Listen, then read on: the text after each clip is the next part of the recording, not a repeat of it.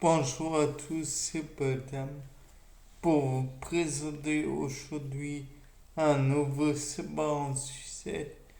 Et aujourd'hui, je me suis dit qu'il serait peut-être bon de penser à comment valider ou au contraire infirmer les clichés que l'on a dans la vie de tous les jours.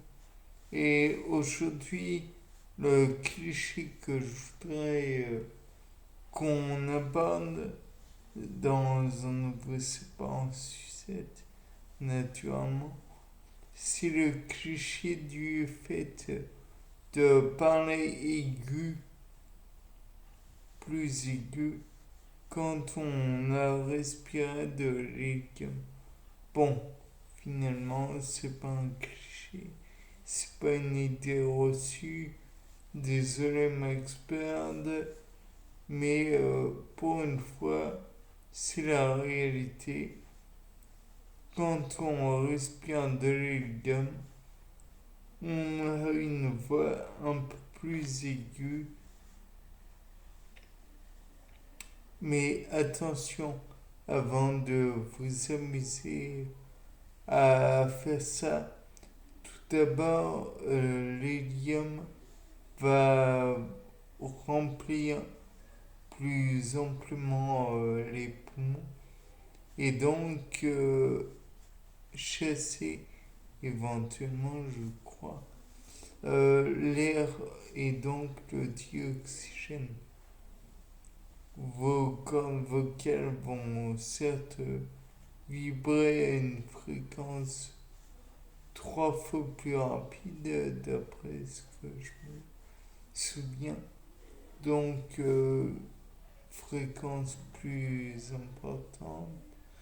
Donc son sera plus aigu, certes, mais le fait est que si vous respirez uniquement de l'hélium, vous ne respirez plus de dioxygène de façon assez importante.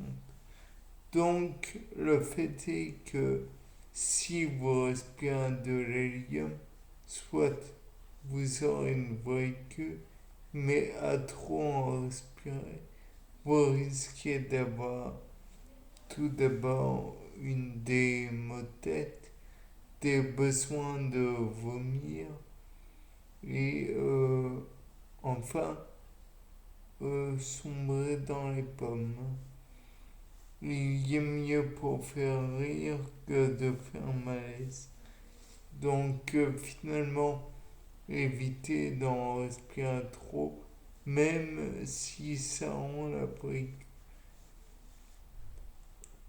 De même, il y a d'autres gaz qui pourraient éventuellement modifier vos voix.